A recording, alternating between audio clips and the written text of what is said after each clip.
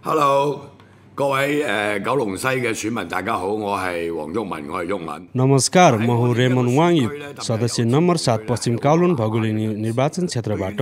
हाम्रो उद्देश्य भनेको यहाँ याउमाताई मङ्कक छिम्साचुईमा बसोबास गर्दै आएका नेपालीहरूको लागि स्थिर र समृद्ध जीवन हङकङमा जिउनको लागि यहाँ भएकै कुरा हो। हामीलाई केही मुद्दाहरूले सताएको छन्। हाम्रो दैनिक जीवनमा खास गरी हाम्रो अहिलेको सरकारको नीतिले हाम्रो विशेष जरुरत र ध्यान नपुर्याएको छ।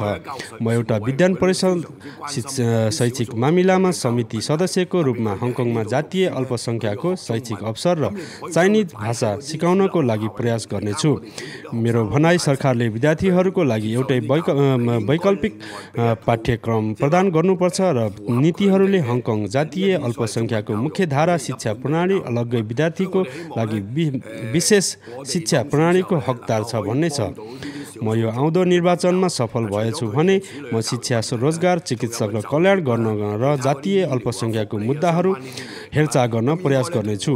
यो जातीय अल्पसङ्ख्या यस हङकङ सहरमा बराबर हक, अधिकार र अवसर पाउनुपर्छ भन्ने मेरो भनाइ छ र सबैलाई एक हङकङरको रूपमा व्यवहार गर्नुपर्छ। यदि तपाईँ 7 वा 7 वर्षभन्दा बढी हङकङमा बस्नु भएको वा तपाईँलाई हङकङको पर्मानेन्ट सिटिजन पाउनु भएको छ भने तपाईँ एउटा हङकङर मानिस हुनुहुन्छ।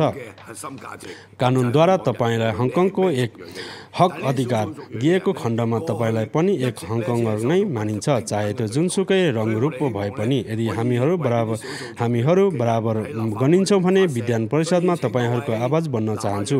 हामी सबै मिली एउटा स्वच्छ समाज र स्वच्छ हङकङ बनाउने प्रयास गरौँ र कृपया यो आउने आइतबार म निर्वाचनमा मलाई सहयोग पुर्याउनुहुन्छ भन्ने आशा राख्दछु र तपाईँको अमूल्य भोट म रेमन वाङ युकमान सदस्य नम्बर 7 पश्चिम काउलुन भौगोलिक निर्वाचन क्षेत्रमा दिनुहुन्छ भन्ने आशा राख्दछु। धन्यवाद।